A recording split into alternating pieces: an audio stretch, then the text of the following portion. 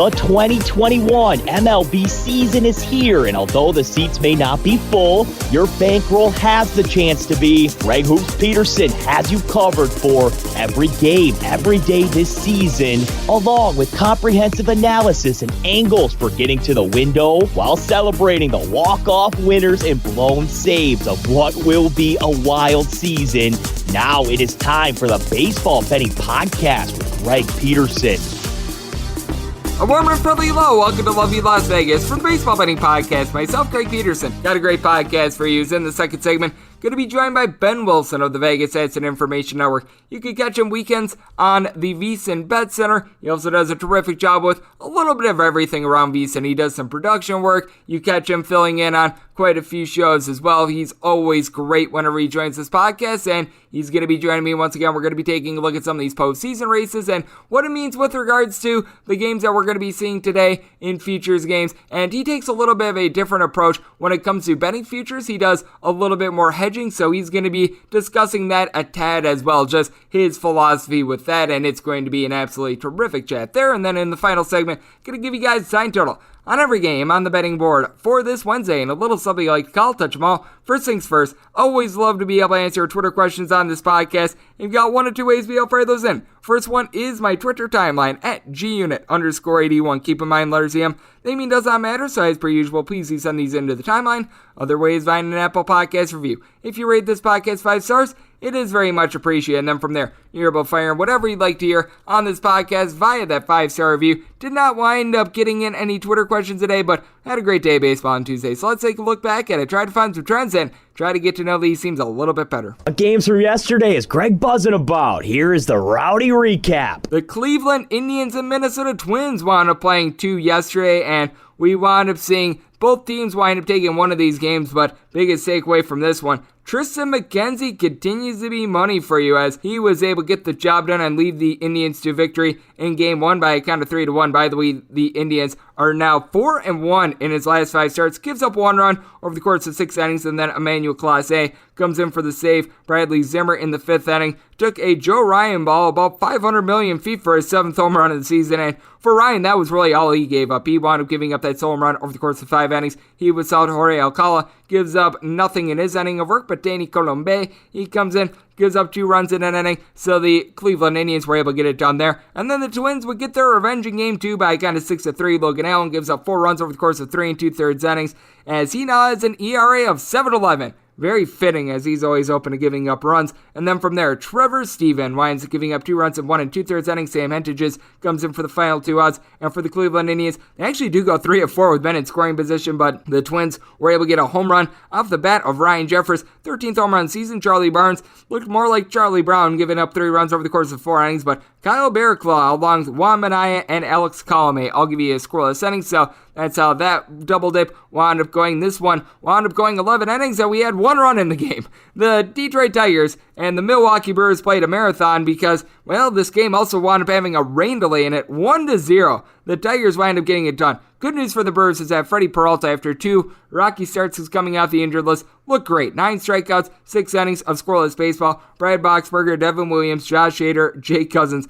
all give you a scoreless inning, and then Hunter Strickland winds up giving up a walk-off double, as being able to rip that walk-off double to be able to win the game, that'd be Derek Hill, as Willie Peralta, the former Brewer, he was able to stick it to his old team. Gave up 2 hits, no runs over the course of 6 innings. Derek Hall and Kyle Funkhauser combined for 2 scoreless innings. Gregory Soto gives you 2 scoreless innings, and Brian Garcia gives you a scoreless inning. So not a whole lot of scoring. The Milwaukee Brewers offense certainly has been a little bit up and down recently, as this is a bunch in which they have scored either 10 runs or 4 runs or fewer, and now pretty much each of their last 6 games alternating, so that has been a little bit interesting to watch. What else is interesting is a lot of teams with postseason aspirations, well, they're not coming through right now. The Cincinnati Reds wind up losing to the poopy Pittsburgh Pirates by a count of 6-5. For the Reds, Wade Miley was not having a party out there in Pittsburgh. 6 runs, 5 of which were earned, give it up in 4 1/3 innings. Now, the bullpen did their part. Amir Garreau has not been seen in in quite a while. He gives you a scoreless inning. Luis Cessa, 2 scoreless, and Justin Wilson gave you a pair of outs out of the bullpen, and Nick Castellanos was able to get his 29th home run of the season, but for the Buccos, they go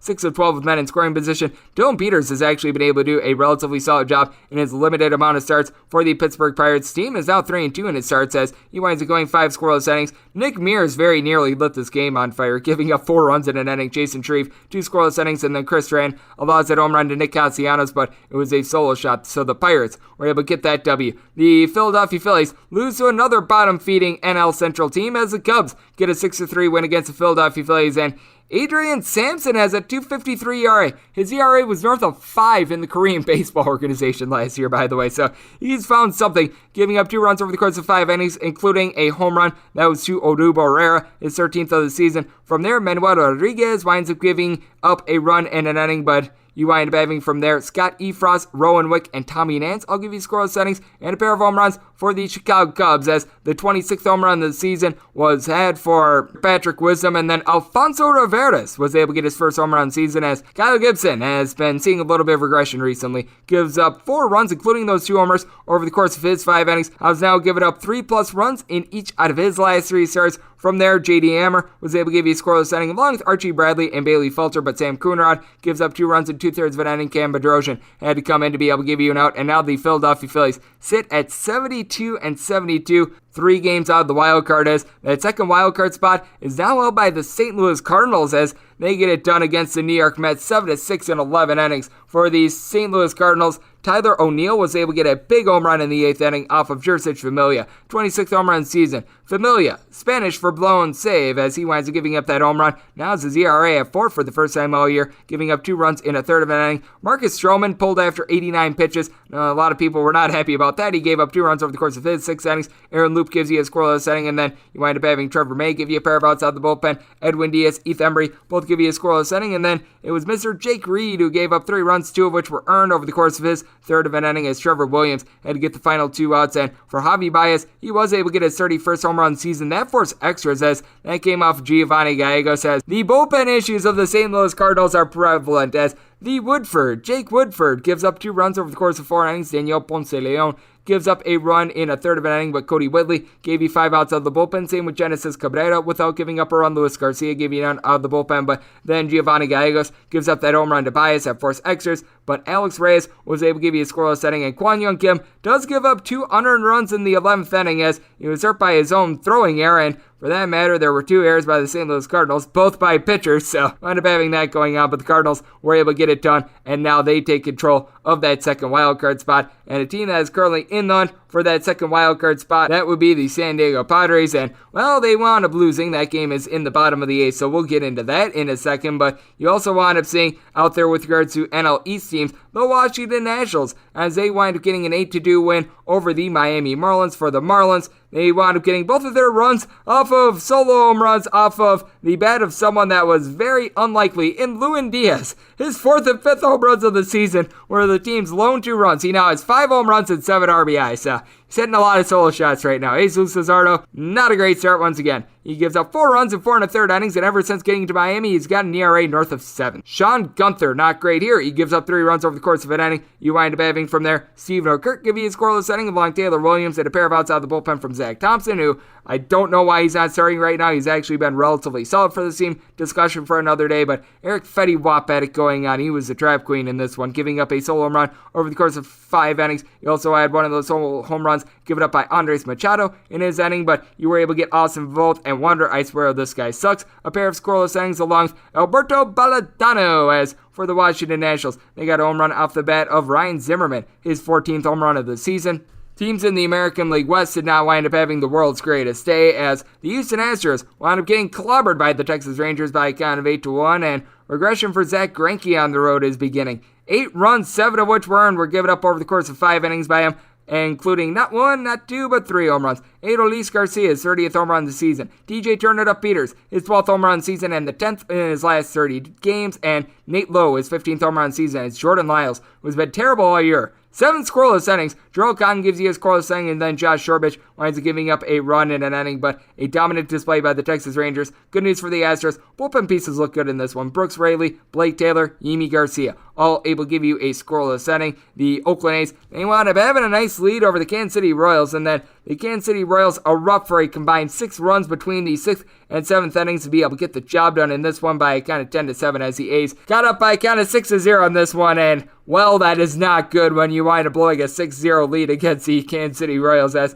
in this one Frankie Montas did not give a lot of length, giving up 4 runs over the course of 3 and a third innings in a bullpen that has been highly unreliable in this one. Deolis Guerrera was able to give you 5 outs out of the bullpen without giving up a run. Jake Diekman a pair of outs, and then you wound up getting a scoreless inning out of Domingo Acevedo, but you wound up also having Submergio Romo give up a 2-run homer in this one in his inning, as going deep for the Kansas City Royals. Salvador Perez, he would go deep off of Yasmero Petit, who wound up giving up 4 runs in this one, 43rd home run season. Hunter Dozier would get a home run off of Mr. Montas, his 12th of the season, and then you had the first career home run for young center fielder Kyle Isbell. That winds up coming off of Mr. Sergio Romo, and I mentioned Yasmero Petit a little bit earlier, the 4 runs he gave up. He got 1 out in the process, so the Oakland A's bullpen that was looking very good a little bit ago, well, right now it has become unreliable. The Chicago White Sox seem to be figuring out their bullpen, though, and the offense is online as they wound up getting back Tim Anderson yesterday, and they wound up getting back to business. They take down the LA Angels by kind of 9-3. For the Angels,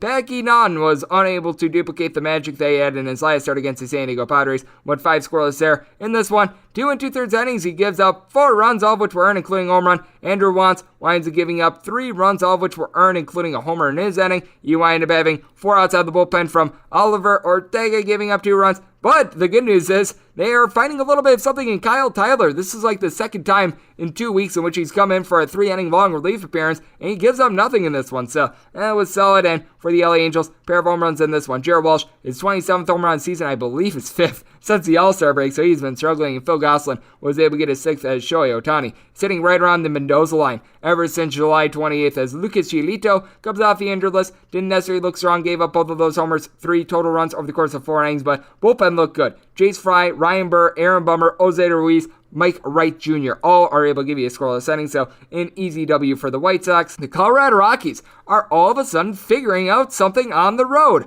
5-4, they take down the Atlanta Braves. Now, it's not great, but 16-17 in their last 33 road games is relatively respectable, especially considering they began 6-33 on the road to begin the year. And for the Colorado Rockies, pair of home runs in this one. Brendan Rodgers, 12th home run season, and then you get Trevor Story, his 22nd home run of the campaign. Those both come off of Tuki Toussaint, who gives up both of those home runs, 4 runs in total over the course of 4 innings. From there, Jacob Webb, Richard Rodriguez both give you a scoreless inning. Jesse Chavez gives up a run and an inning, and Sean Newcomb 2 scoreless innings, and Adam Duvall was able to go deep for the Bravos, gets his 35th gopher ball of the season. That comes off of Ulysse Chacin after John Gray gave a relatively solid start, giving up 2 runs over the course of 5 innings. Chacin gives up that home run, 2 runs in total over the course of his inning, but Daniel Bard, Tyler Kinley, Carlos Estevez all able to give you a scoreless inning for the Rockies to be able to get the job done there. The Tampa Bay Rays in our New York post play of the day winds up getting the job done. 2-0, they take down the Toronto Blue Jays, and they are all of a sudden in massive chase in this wild card, as the Yankees and the Blue Jays are both tied atop the wild card. The Red Sox currently find themselves in a dogfight with the Seattle Mariners behind them, and the Oakland A's are starting to lose themselves a little bit in this one. But for the Tampa Bay Rays, Drew Rasmussen, 5 scoreless innings, only went 52 pitches, but you didn't see any fuzz because this is a team that they know their role. And from there, Pete Fairbanks, JT Chargois, David Robertson, along with Andrew Kittredge, I'll give you a scoreless inning, and pair of solo home runs for the Rays get it done for them. Brandon Lau is 34th home run season off of Tim Mazza, and then G-Man Choi goes deep off of Jose Barrios for his 10th home run season. And for Barrios, tough luck loser in this one. He gives up a solo home run over the course of 7 innings, and that was it. Tim Mazza gives up that solo home run in his inning, and Adam Simber a scoreless inning. But the Blue Jays, 3 hits in this one, absolutely nothing doing for them. Absolutely nothing doing for the Baltimore Orioles, which that's to be expected. 7-2, the New York Yankees wind up being able to get it done as Garrett Cole continues to look good coming off the COVID IL. 2 runs or fewer given up in every one of his starts since coming off the COVID injured list. He is currently the betting favorite for American League Cy Young, and it's hard to debate that at this point, as he gave up 1 run over the course of 5 innings. Michael King, 3 scoreless innings of relief, and then Sal Romano gives up a run in a third of an inning, and then Aroldis Chapman gets a pair of punch-outs to be able to close out this game. And for the Yankees, it was just home run derby early in this one. They were just hitting a bunch of solo and 2-run shots. Giancarlo Stanton, 28th home run season. DJ LeMahieu, his 10th home run season. Joey Gallo's 34th home run season. Aaron Judge's 34th home run season. And Luke Voit his 10th as Mr. Alexander Wells gives up 5 runs over the course of 4 innings, including 3 bombs. Spencer Watkins gives up 2 solo home runs in his 2 innings of work. Marco Plan was able to give you a scoreless inning, and then Eric Hanhold was able to give you 2 scoreless innings. So Yankees continue to ascend up the playoff picture. And from one team ascending in the playoff picture to a team that's doing the absolute opposite, that'd be the San Diego Padres, who are now 8-21 in their last 29 games as they lose to the San Francisco Giants by a count of 6-1, but I can't necessarily say that I feel bad for them. You get what you deserve when you trot out there Jake Arrieta, who winds up giving up 3 runs in 3 2/3 innings. He gave up a home run to Buster Posey, his 18th home run season. He wound up doing a bad job on a pickoff play that led to run scoring, and yeah, it was not great. Tim Hill from there winds up giving you an out of the bullpen. You wind up having newly picked up Ross Detweiler give you an inning out of the bullpen. That's when you're in trouble. Mark Melanson gives up 2 runs, one of which was earned. Hasn't had too many save opportunities because his team has stunk recently. To Bill Chrismet winds up giving you a pair of outs out of the bullpen along with Danny Hudson, and Pierce Johnson gives up a run in 1 1/3 innings. But this is a Padres team that also scored the fewest runs per game in the National League ever since the beginning of the month of August, and they couldn't get to Anthony DeScalfani. 6 2/3 innings, gives up 1 run. Tony Watson gives you an out of the bullpen, and then Tyler Rogers and Camilo Duval both give you a scoreless inning. And for the Giants, this is their 8th straight win and their longest win streak of the season, despite being 95-50. Yeah, they have been really, really good this year. And for Posey's 18th home run of the season, you wind up also having the LA Dodgers take care of business. This NL West race, by the way, is just a whole lot of fun. 8-4 the final. For the Arizona Diamondbacks, Luke Weaver didn't look like vintage Luke Weaver in this one. Gives up 4 runs, 3 of which were earned, including a homer. Going deep for the Dodgers, Max Muncy, his 33rd home run season. And then you'd have Will Smith get jiggy with it off of Jake Faria, his 24th home run season. Trey Turner down for what? His 22nd home run in the campaign. Those both come off of Jake Faria, giving up those 2 solo home runs in 2 2/3 innings. Brett DeGeis, why a guy with a 7.47 ERA is still getting relief opportunities, I have no idea, but he gives up 2 runs in an inning. Joe Manat-Tipley gives you an out of the bullpen, and then you wind up getting a scoreless inning of Tyler Clippard, and the lone form of offense for the Arizona Diamondbacks, the Marte Parte of Ketel Marte, a 3-run homer, his 12th home run season. That comes off of Justin Brule, who gives up 3 runs over the course of his inning. For the Dodgers, this is the 6th game that they played over in their last 27. Tony Gonsolin, by the way, some surprising length in this one. 3rd time all year, he's went north of 4 2/3 innings, going 5 scoreless innings. David Price from there, a scoreless inning. Blake Tryon, Kenley Jansen, both give you a scoreless inning. And this one is still in progress. I have to post this up by midnight Pacific, but we now know how this one's going to go as the Boston Red Sox put up a 5 spot in the 8th inning.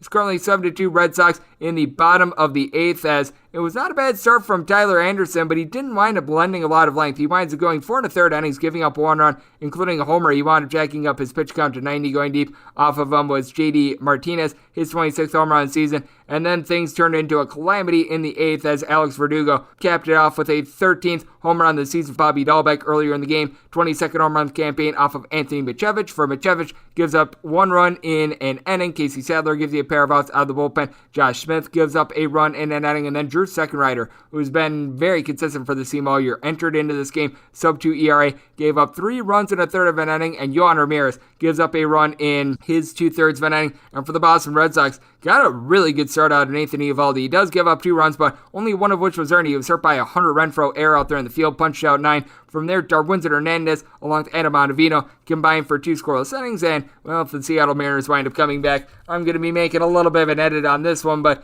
there's no need to get this all edited up because we know how things are going in Major League Baseball right now over the last 30 days with obviously few of these results pending. We have seen a lot of unders recently in the last 30 days. 198 unders and 171 overs, so right around 53.8% of games have been going under recently. Home teams in this time span, 205 and 191, so hitting at a rate of just below 52%. And favorites, 228 and 163. So they're cashing a little bit over 58% of the time. In the last 7 days, by the way, favorites 47 and 44, a little bit over 51% home teams, 47 and 44, so right around 52% there. And overs have had a little bit of a better run of it recently. 45 overs, 39 unders, so a little bit over 53% of games have an over the last 7 days. And for the season, unders still have a lead of 1,035 and 1,021. Meanwhile, favorites overall for the year hitting right around 59.3%, 1,269 and 870. Meanwhile, home teams 1,170 and 990. So hitting at a rate of about 54.2%. So that's what we wound up seeing in Major League Baseball on Tuesday, and that's what we're all seeing trend-wise.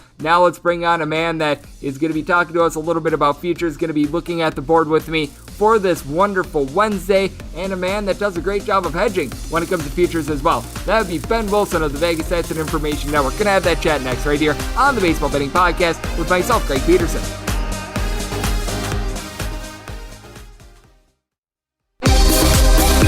Greg is calling in a pinch hitter from the Overtime Network hotline.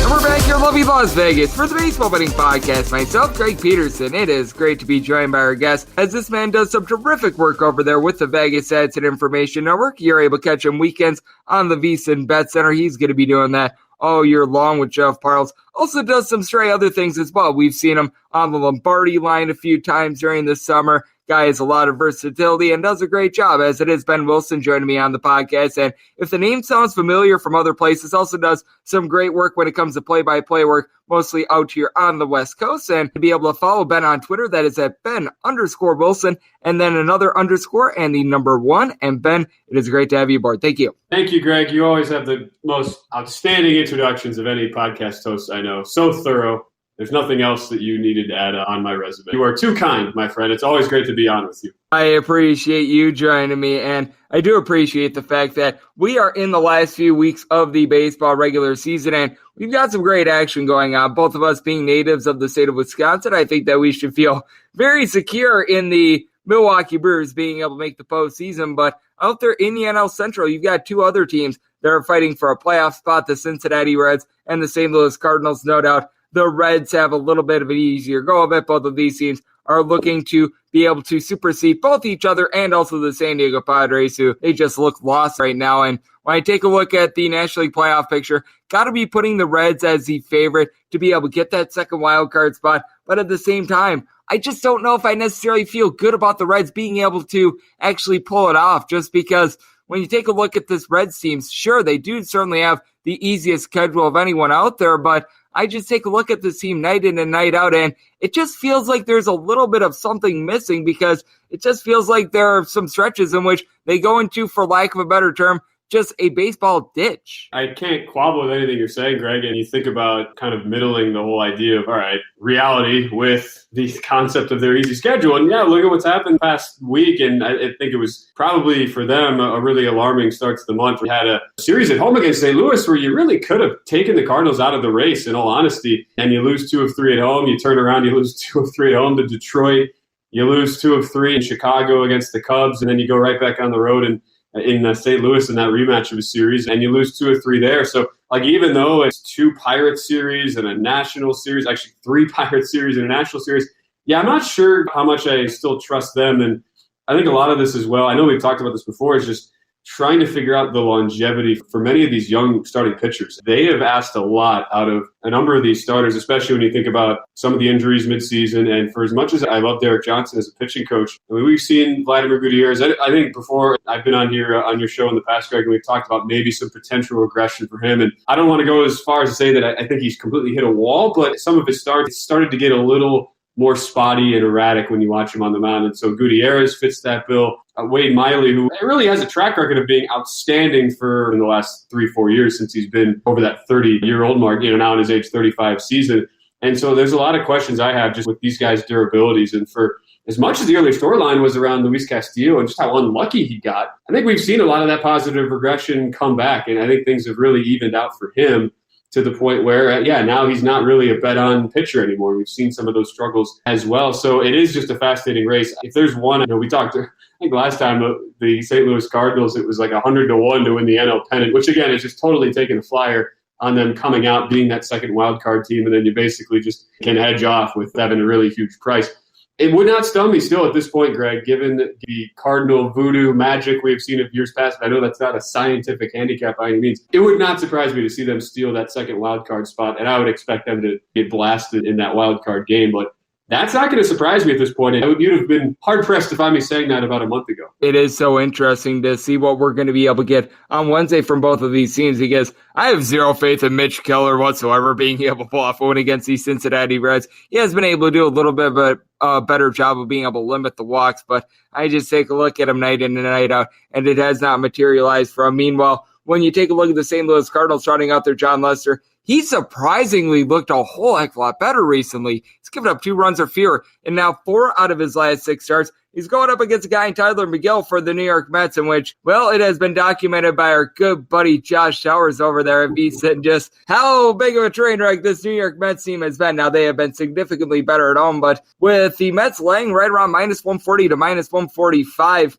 against the St. Louis Cardinals, I cannot advocate for a play on the Mets in this spot, especially with the fact that the Cardinals, though the bullpen has been a little bit shaky, have been getting quite a bit out of guys like Nolan Arenado and Paul Goldschmidt in that lineup. No, they really have, and I feel like this is one of those series. Obviously, we talked Tuesday night, the series is getting underway. Feels like a series where they give me 3 shots with the Cardinals at a pretty nice plus price. I feel pretty good that you're walking away out of that series with a profit if you're just betting this blindly. And for, yes, the idea that we would actually feel confident whatsoever backing John Lester, that's, again, I think the last time I was on your podcast, Greg, it was a Lester-Woodruff matchup, and I usually don't give out a whole lot of big favorite run lines, but that was one scenario where I felt really good about it. And I think that was a game the Brewers won by 1, so they didn't cover, and Lester pitched really well. It was the bullpen that let him down. So outside of a couple weird spots for Alex Reyes, you have a pretty good sense of the bullpen, and I think part of that as well, Giovanni Gallegos, since being given that closer's role. It's amazing just how quickly things can change. I mean, 3 months ago, Alex Reyes was in the middle of literally a historic start to a career as far as consecutive games saved to begin a major league career. And here we are, Greg, it's the second week in September, and he's lost his job. And Giovanni Gallegos, who is, I think always, you would agree with this, Greg, I think always a sleeper out of that bullpen, a guy with a really live arm. They used him at times as a starting pitcher in that Cardinals organization and in the system. And look, his last 4 outings, they've used him a lot over the last week, but it's because he's been so efficient, and he hasn't gone more than 15 pitches in any of his last 4 saves. So I think it's a spot, and they will be a slightly less priced underdog. They were a pretty big underdog coming into the first game of the series, but I still think it's worth taking a shot on St. Louis in those spots. You know, both of these teams are fighting for playoff positioning, and I also think, too, it's hard to expect the Mets. We've been asking so much of them now for the past month. They come off just incredible emotional high, crazy series with the Yankees, had all sorts of twists and turns. And as a result, I'm thinking of where the Cardinals come in from a confidence standpoint. I really do like them just on the basis of the series, and that's regardless, really, of the outcome in game number 1. I agree with you, and with the Mets, it just certainly has been Murphy's Law hitting them as well, because they've been looking to guys like Tyler McGill and company for some good starts, because Jacob deGrom has been on the shelf. So what looked to be very solid for the New York Mets has really nipped them in the butt, though I will say bullpen has actually been very solid for the Mets this year, which I didn't think I would ever say about the New York Mets, but has been the case for them this year, as we do have Ben Wilson of the Vegas Odds and Information Network joining me on the podcast. And something else I think is going to be very intriguing for this Wednesday is when you wind up taking a look at this matchup between the Colorado Rockies and the Atlanta Braves, because the Rockies, as we remember, they started out the year 6-33 on the road. They couldn't win a game to save their lives, but they've been playing spoiler a lot here in the second half of the year. They've won a couple games against the likes of the Padres and the Dodgers on the road. They're 15-17 going into Tuesday night on the road in their last 32 games, which, I mean, it's not great or anything like that, but considering they started 6-33, that's actually relatively rock solid. And you find an Atlanta Braves team that is a $2 favorite against them. And while I think that the Atlanta Braves should be a favorite, I feel like this is a little bit of an overvaluing of the Atlanta Braves, just because the Rockies have been able to stabilize a little bit on the road. And the guy that's going to be going for the Rockies, Antonio Senzatella, has actually been really good ever since the All-Star break. Yeah, I'll say this, Greg. The numbers, and we've talked about this all year, those numbers, and especially the recent trends as well, that have not gotten any better for the road performance out of Colorado. You're a brave soul if you really want to back the Rockies. Like, there's so many options on the board. That's what I'll say as far as actually that. And I think the bookmakers, though, have priced that into the line pretty accordingly. We've seen a lot of spots where I just think I don't disagree with you, Greg, on principle, where they've been in a lot of good spots just because the numbers should not be that high. But at this point in the season, too, with Colorado, we've seen how this has been, just from a pure statistical standpoint, one of the biggest anomaly single seasons of any major league franchise that we have seen in our lifetimes, Greg, and in the modern era. And that's not really, I don't think that is a statement that is just completely over the top. Like, when are you ever going to see again splits that drastic for a team like Colorado, who, again, is as mediocre of a team as it gets, decent talent? You mentioned Senzatella, who's had his moments this year, some nice pitching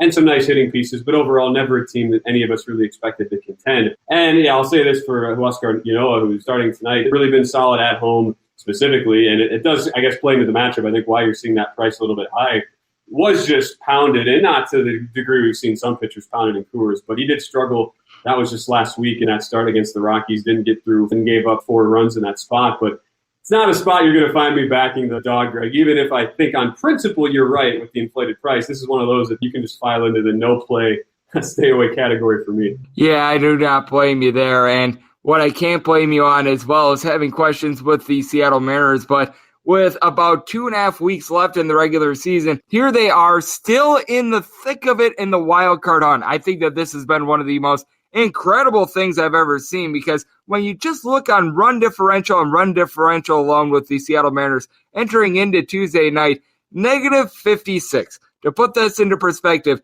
the Detroit Tigers at 68 and 76, their run differential, negative 57. So 1 run worse than the Seattle Mariners, who find themselves still very much in the hunt for the wild card. And you've got Marco Gonzalez, who's going to be going for them, and they're finding themselves right around a plus 110 to a plus 115 home underdog against Tanner Houck and company for the Boston Red Sox. And while Houck has not been able to get a win for the Red Sox, certainly has performed very well. But I think that this is a little bit of a tricky spot because you do have a total of 8, and we've seen Marco Gonzalez pitch really well. 3 runs or fewer, give it up in 9 out of his last 10 starts. And I mentioned it with Houck. Hasn't been able to win a start all year long, but 3 runs or fewer surrendered in every single one but one of his appearances throughout his 14 starts, 15 career appearances at the major league level. I think that this is going to be another one of those close games, and we've seen it time and time again with the Seattle Mariners. Maybe their luck is going to run out eventually, but they have been so good in these one-run games at 31 and 18. They have. I feel like I've been a broken record talking about Tanner Houck. My love for him is not just because him and I are both University of Missouri proud Tiger alums. Tanner Houck following the long list of storied pitchers from the great University of Missouri. But look, his numbers have been great, and the only hang-up is that they have not been letting him pitch deep into games. Coming off, I should say, probably his worst start of the year, his last time out. This is actually the only thing that I really like for the Cards. We look at the Wednesday slate would be looking at the Red Sox in the first 5, and that's strictly just because Houck, his longest start all year, has been 5 1/3. And I feel like we're like a time machine, Greg. We're just going back. It's like every time we talk about the Mariners, it's the same story of when will this run end. And at least for Marco Gonzalez, he's been really tough to go against. It feels like there are going to be some spots where that regression is coming. And look, Boston, from a hitting perspective, has still been solid for the most part. We talked, I know, throughout the early part of the season about what we expected from a bounce back from the likes of JD Martinez leading that lineup. And the production is really sustained, even though as a team they've really struggled from just a wins and losses standpoint, but the lineup has been there. It's just been a disaster in the bullpen. And as soon as you thought you had some stability there, Matt Barnes starts to lose it a little bit. Adam Ottavino, not the guy that I think a lot of people remember from his time in Colorado and New York with the Yankees. So I think this is a spot where I don't really trust Boston full game. The Mariners, look, let's call it what it is, Greg. It's been a charmed season. And at this point, whatever the run differential, whatever the advanced analytics say, it's a Mariners team that, while they might not make the playoffs, I feel pretty confident in saying they're going to hang around that 2 to 3 game range. That whole cluster, really, of the Boston, Toronto, Yankees, A's group right there. But in a spot like this for Gonzalez, I keep waiting for that regression, and a guy with a field independent pitching of almost a run and a half over his actual ERA of 4.03 right now. He's a guy who, has certainly done a great job of limiting walks, but doesn't strike out many guys. And I think against this Red Sox lineup, free swinging team, I think it is a pretty good matchup for them on the road. I just don't trust them for a full game right now with having watched them on a day-to-day basis the past couple months. But combine that with Houck, that's really the only thing that you can give me a whole lot of conviction in is Red Sox first 5. When we see that released here this morning, probably going to be similar to what we're seeing on that full game price, right around that minus 120 or so range. Yep, I can tell you right now, I'm actually going to be writing this one up for the New York Post, this Red Sox versus Seattle Mariners game. not going to be taking a look at really either of the sides, but I do think that this is going to be a lower scoring game. I do think that both of these teams are going to have a tough time getting past 3 runs. I think first of 4 is going to be winning in this game, so I'm going to be taking a look at the under personally with the way that both of these starters have come out recently. And when you take a look at the betting board that we've got for Wednesday, Ben, is there anything else that you're really taking a look at? We've hit on some of the marquee games. A lot of the teams are in postseason contention, but is there anything that you want to take a look at, whether it be from a divisional / wildcard standpoint or something that you're looking to fire in on? I think just for the daily slate itself, that's probably what I'm sticking with, just that Boston first 5 over Seattle at a small favorite price. I still think it's so interesting now having gone, if you still have not played a future this whole season, and here we are, 3 weeks from the end of the year, I still think there are some opportunities to fire on. And again, I think a lot of people think of in very binary terms of just, all right, I'm strictly betting on this team to actually win a pennant, and I'm going to see that out the whole way, or win a World Series, and that's just a bet I'm going to make. And I've always taken a much different philosophy to futures, Greg. I really think of these as hedgeable opportunities, and certainly a thing where you have to combine having conviction in one part of it, where you really do think the team is good and you think they've got a legitimate chance to make a push late. But it's also just identifying a spot where you're getting so much value that you can really extract a good amount of profit just from kind of playing both sides and setting yourself up. So I'm staying away from anything in the NL just because the way things have been priced. I still think the Brewers are a very solid team, but we've known about the strengths of that team for so long now, Greg, that I don't really see much value there anymore. And it's also hard to have a really good sense of the handicap when we still know that wild card, at least the first wild card, is so up in the air with the Giants and Dodgers divisional race. And that'll really determine a lot of the playoff paths. But as far as the AL, that's the thing that has intrigued me, and we all have our own power ratings and how we judge these teams. But I've just felt that the Yankees have been overvalued this whole stretch, and that only gained even more traction with some of their deadline acquisitions and some of the immediately improved play out of that. I really haven't bought it just from a long-term standpoint. So you're sitting there right now. I mean, you still like the Blue Jays. You could have certainly gotten better numbers before this latest stretch, but you can find them in the 12 to 14, 15 to 1 range to win the AL pennant. And that's a scenario where I could pretty easily see Toronto at this point coming out of that wild card. It'll be Toronto Yankees, could be Toronto Red Sox, any of those combinations. I'm not really sold on the A's or Mariners actually getting in one of those places, but I do like the way, even for how young they are, the way they match up in those particular one-game playoffs, Greg. So if there was something I'd look to bet on where I still feel like there's value to be had, you could then use that to your advantage later on when you're betting these series. I think Toronto is actually the spot I'd be looking at, and I was wanting to fire on them earlier. Didn't, just because it just seemed like, based on how Boston and New York were playing, it's going to be hard for them to erase that big deficit. But just like we've seen with the Reds and the Padres and that gap in the wild card race, this stuff can change in a hurry. And I think the Blue Jays have enough momentum and enough overall positive numbers just supporting them that they'll be, I think, a pretty strong play to make it at least to the divisional round. And from there, if you're betting them with a future, so double-digit range, you've got a lot of good options. And for the Blue Jays, entering into last night, 9-1 in their last 10 games with a plus 174 run differential, 4 runs better than the Tampa Bay Rays on the season. So they certainly have been able to put it together. Big bugaboo has been, they have been losing quite a few close games this year, but that seems to be evening out for them as well, as they're just 14-15 in one-run games entering into last night and 3-8 in extra inning games. So if they're able to pull out those close ones, there certainly is going to be a lot of viability with the Toronto Blue Jays, and there's always viability when it comes to Ben Wilson, because you do a terrific job over there at the Vegas Heads and Information Network. You do a wide variety of things. You're doing a great job now holding it down on the weekends with our good friend Jeff Parles on the Bet Center. So you've got a lot of things going on. You do a lot of great play-by-play work as well. So let the good people at home know they're able to follow along on social media and just everything that you've got going on in general. Well, Greg, as always, appreciate you having me on. I'm at Ben_Wilson_1. I have refused to change my Twitter handle since I was in high school, which is when I created said Twitter account. So if anybody's wondering why the weird handle, there you go. But yes, Bet Center, that is 9 p.m. to 1 a.m. Eastern Time, Saturday nights, leading right into the Greg Peterson Experience, which is an outstanding show you, my friend, are hosting right after us. So it's a great way to really wrap up your college football Saturdays, get ready for your NFL Sunday. We kind of do a mixture of both of those things when it comes to in-game betting with the college football and then previewing the full Sunday slate for the NFL. So besides that, just doing a lot of play-by-play as well during the week right now. A lot of college sports going on as we're back into the full swing of things. So needless to say, I've been busy, but that's what you want to be this time of year. Yes, sir. Unfortunately, an off week for me on the Vegas Heads and Information Network. I'll also be coming at you on these podcasts, but I'm going to be in the great state of Minnesota this weekend. So we are getting fired up for that. Got a buddy out there that's going to be getting married. And then after that, I will be in the saddle for at minimum 20 straight weeks doing that show. And Ben, He does a terrific job over there at VSiN, does a great job with all of his play-by-play work, and always brings it on this podcast. So a big thanks to Ben Wilson for joining me right here on the Baseball Betting Podcast. And coming up next, it is that time of the podcast. I give you a sign total on every game on the betting board for this Wednesday, and a little something like call, touch 'em all.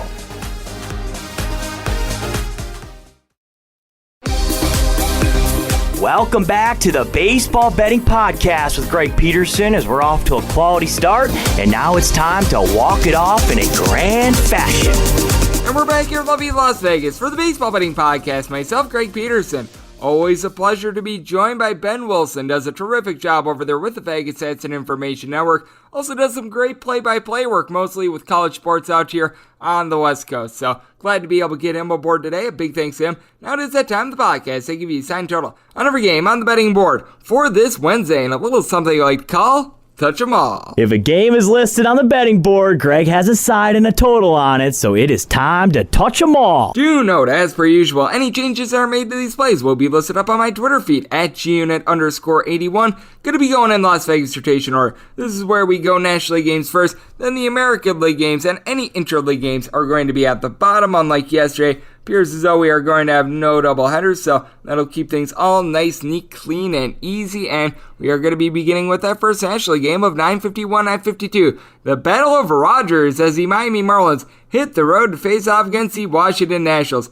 Josh Rogers goes for the Nats. Trevor Rogers goes for the Marlins. Marlins, slight favorites, anywhere between -111 and -119. Meanwhile, your plus price with the Washington Nationals is as high as a +109, seeing as bad as a -105, and 8.5 is your total. Under is -115, and the over is -105. And I've got a lot more faith here in Trevor, because with Trevor Rogers, though he is coming off the injury list, actually did look relatively solid in his first start against the Philadelphia Phillies, giving up 2 runs in 4 1/3 innings. Got a little bit touched up in his last start against the Atlanta Braves, but you take a look at what he's been able to do on the road so far this year, and it's been relatively solid. A 2.62 road ERA compared to a 2.88 home ERA. A little bit surprising considering he does play out there in Miami. He's given up 4 home runs in 68 2/3 innings on the road, and 2 at home in 50 innings, so he has been darn near unhittable. The walks per 9 sometimes gets up there a little bit. He's been giving up right around 3.4-ish walks per 9 innings. Then you take a look at Josh Rogers, and in a very small sample size, he's actually been relatively solid, as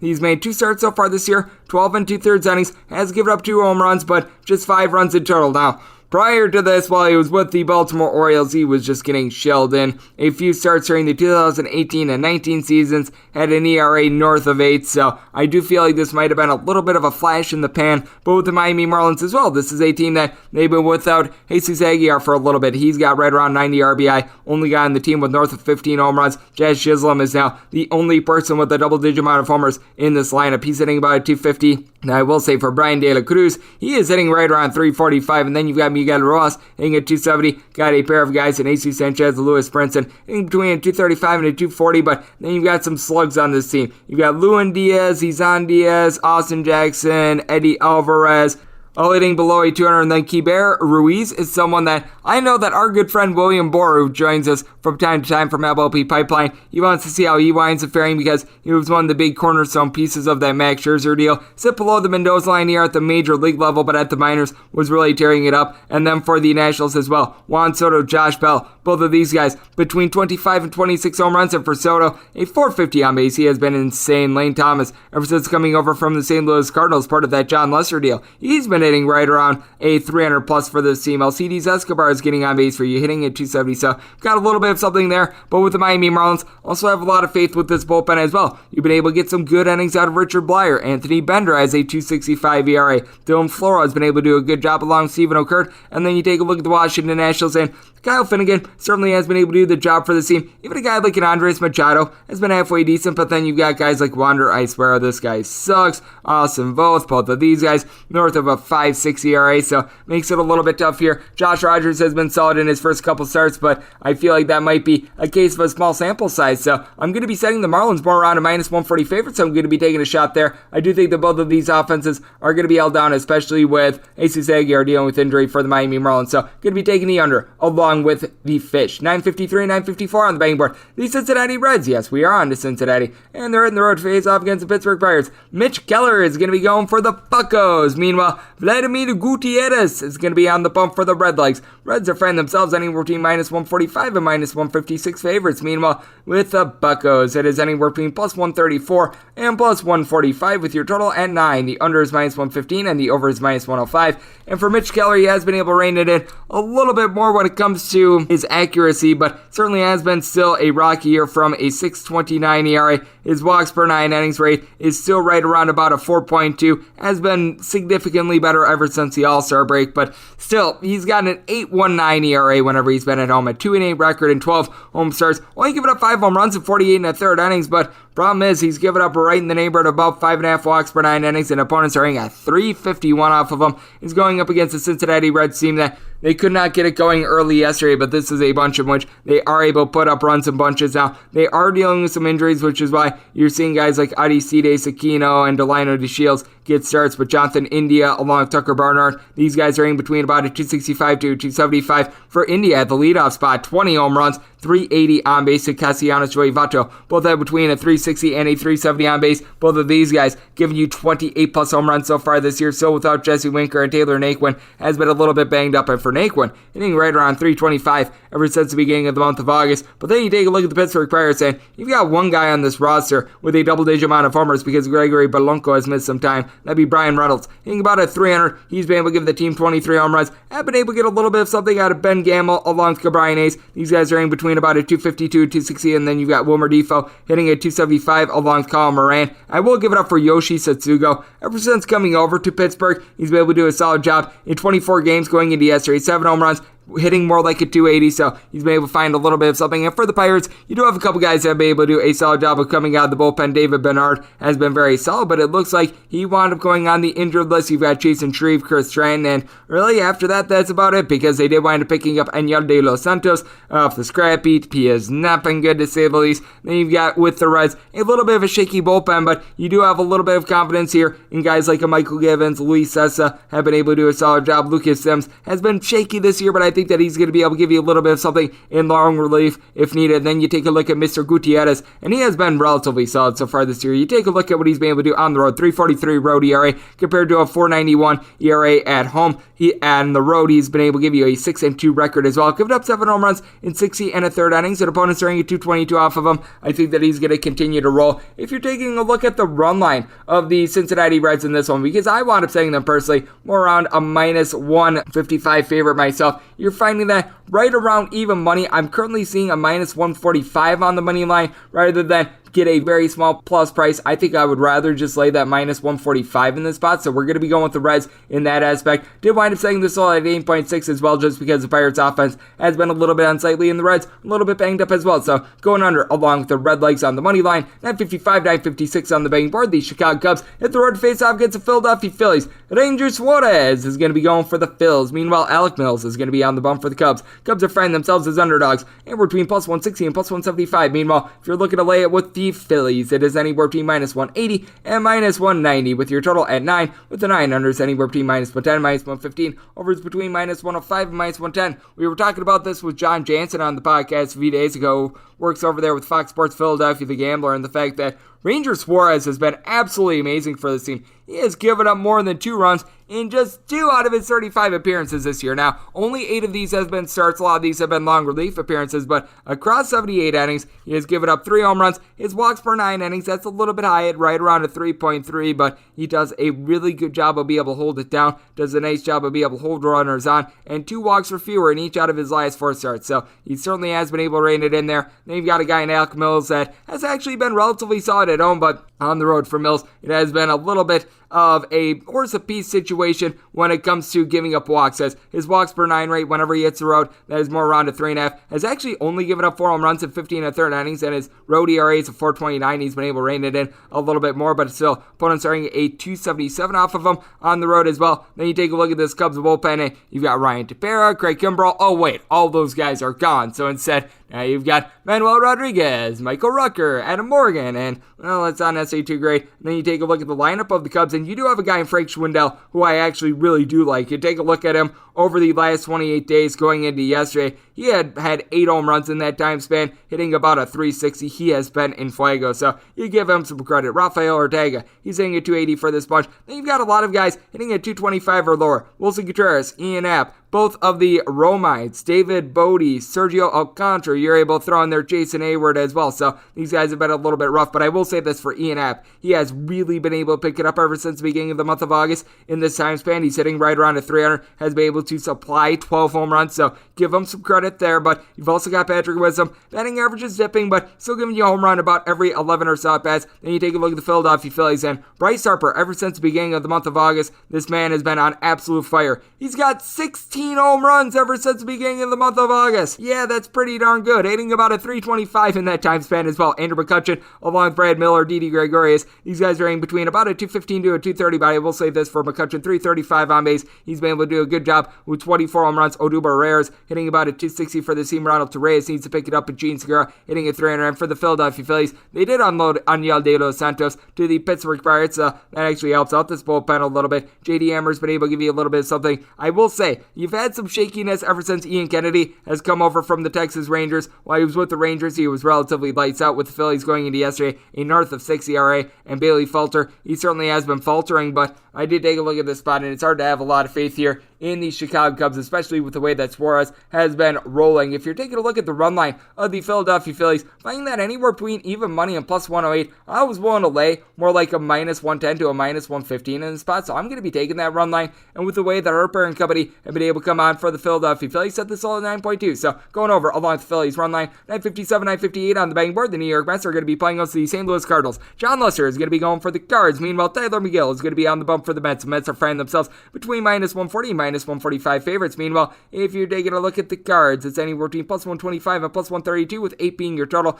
with the 8. Over is anywhere between minus 105 and minus 120. The under is anywhere between even and minus 115. For Lester, it has been very much a bumpy ride for him this year, but I was mentioning it with our good buddy Ben Wilson. He has been able to really rein it in recently, giving up 2 runs or fewer in 4 out of his last 5 starts. You take a look at what he's been able to do overall with St. Louis, and hasn't been half bad. In 8 starts, he's got a 4.30 ERA. Certainly, you would like a little bit better than a 1.1 strikeout to walk rate. It's not necessarily because he's walking too many guys. Still, I mean, like a 3.8 walks per 9 rate isn't great, but at the same time, it's just because he's not getting any swings and misses in this advanced age. Overall for the year, give it up about 1.6 home runs per 9 innings, and that's still better than Tyler McGill is giving up more like 1.7-ish home runs per 9 innings. He's been able to do a good job of being able to limit the walks, right around 2.3 walks per 9 innings, and for McGill, he's been able to rein it in a little bit more recently. 2 runs or fewer, give it up in 3 out of his last 5 starts. Wound up getting off to a hot start to the season, wound up cooling down a little bit. Now it seems like he's picking up steam a little bit, and you take a look at McGill. At home, he's been a tad bit better on the road. All 3 of his 1 decisions have come at home. He has given up, though, 9 home runs over the course of 45 innings at home as well, despite the fact that opponents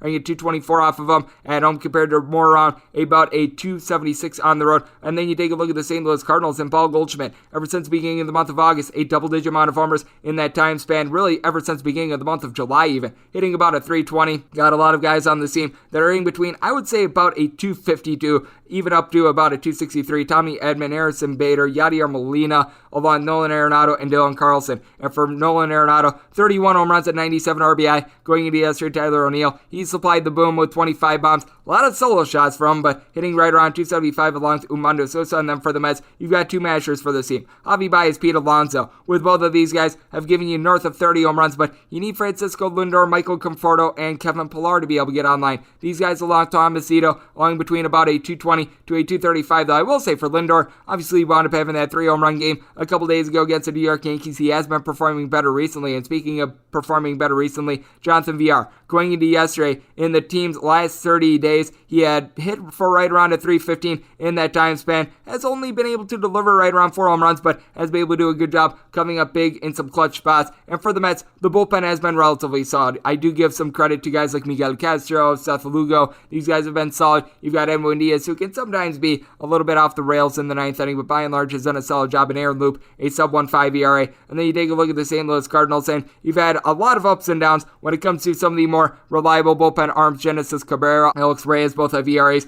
north of a 5.5 over the last 30 days, so that has been tough. But Luis Garcia now has an ERA that's hovering right around 2.2. TJ McFarland has been able to give you some very good innings. Giovanni Gallegos has been able to do a good job, and even Cody Whitley right around 3.65 ERA. So we got a couple reliable guys there in this spot. I do think that the Cardinals should be a slight underdog, but I do like the way that Lester has been able to come out recently. I was willing to take the Cardinals at anything above a plus 125. Seeing the plus 132, I'm going to take a shot here on them. Also did wind up saying this all at an 8.2. So going over along the cards, 959, 960 on the betting board. The Colorado Rockies hit the road to face off against the Atlanta Braves. Scotty and Noah is going to be going for the Bravos. Meanwhile, you've got Antonio Senzatella going for the Rockies. 8.5 to 9 is your total on the 8.5. Over is minus 120 and the under is even. On the 9, under is minus 115 and the over is minus 105 with the Bravos. Anywhere between minus 195 and minus $2 is your price. Meanwhile, if you're taking a look at Colorado, it is anywhere between plus 170 and plus 180. And for Antonio Senzatella, he certainly has been able to do a good job of being able to lock in recently. As I was mentioning with Ben, the Colorado Rockies got off to just an unsightly bad start to the year on the road. 6-33 in their first 39 games going into yesterday. 15-17 in their last 32 games. I recognize that it's far from like anything to throw a parade for or anything, but still, it's a whole lot better. And for Antonio Senzatella, he's given up 3 runs or fewer in each out of his last 5 starts. 3 of these wound up being on the road as well, and the team is 4-1 in his last 5 starts. So you do have a little bit of something going here when it comes to Antonio Senzatella and for Senzatella in general. Not a guy that's going to give you a lot of swings and misses, but at the same time, he's done a good job of being able to keep the ball in the yard. Overall, 11 home runs given up in 138 innings. Has been relatively consistent. Home to road of not giving up the deep ball as well. Sub 1 home run per 9 innings in both environments. So you do like to see that. And he doesn't put people on cheaply. His walks per 9 innings rate is hovering right around 2. And then you got Mr. Yanoa. And you know what? Ever since coming off the injury list, it's been a little bit up and down for him. He wound up having a good start against the Miami Marlins, and ever since then, 2+ runs given up in each out of his last 4 starts. He's given up 2, 2, 4, and 3. So it has been great. Hasn't been terrible. He's been able to do a solid job of being able to keep the walks down so far this year, right around 2.3 walks per 9 innings. His strikeouts per 9 rate, that over is right around a 10-ish, and at home he's been significantly better than on the road. 4.18 road ERA, 2.45 home ERA, giving up 5 home runs in both environments with a relatively consistent amount of innings, but opponents are getting just a $1.61 off of him whenever he's in Atlanta. And for the Colorado Rockies, this team has been towards the bottom of the league when it comes to batting average at home, but CJ Cron in the last 2 road trips for this Colorado Rockies team does have 7 home runs, so he's been able to kick it up. Trevor Story wound up hitting a home run yesterday. That's big because for much of the year he was hitting right around the Mendoza line of a 200 whenever he's been on the road, more like a 300 at home. So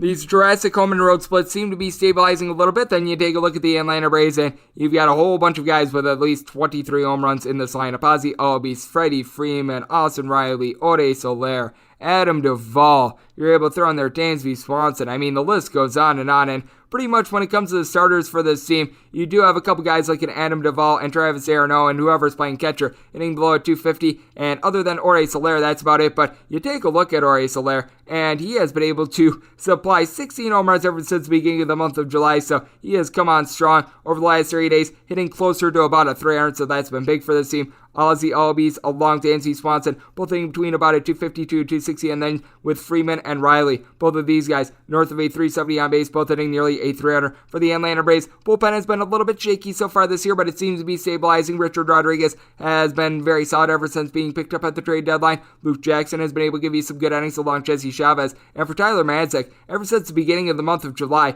this guy's been darn near unhittable. Now, here in September, he has had his falters, but with that said, ever since the beginning of the month of July, right around a 2.5-ish ERA, and then you've got a Colorado Rockies team in which Daniel Bard on the road has a nearly 10 ERA. Yancy Almonte has not necessarily been great, but Ulysses Chacin has actually been able to give you a couple of decent innings. You've been able to get a little bit of something out of Robert Stevenson as well, and while I do think that the Colorado Rockies should be a pretty sizable underdog, I do like the way that they've been playing recently. Was willing to take a shot as long as I was getting a plus 175 or greater. Seeing the plus 180, I am going to be taking a shot here with the Colorado Rockies. Also did wind up setting the total at a 9.3, as I do think that Yanoa is going to have things dry up from a little bit more at home. So we're going to be taking the over, and I'm going to be taking a shot here on the Colorado Rockies. 961, 962 on the betting board. You've got the San Diego Padres, and they are going to be in the road face-off against the San Francisco Giants. You've got a game that's off the board because the Giants have yet to determine their starter. Likely going to be a little bit of a bullpen game. They've been dealing with Alex Wood and Johnny Cueto being on COVID and being injured, so you've got that mystery there. Meanwhile, Joe Musgrove is going to be going for the Padres.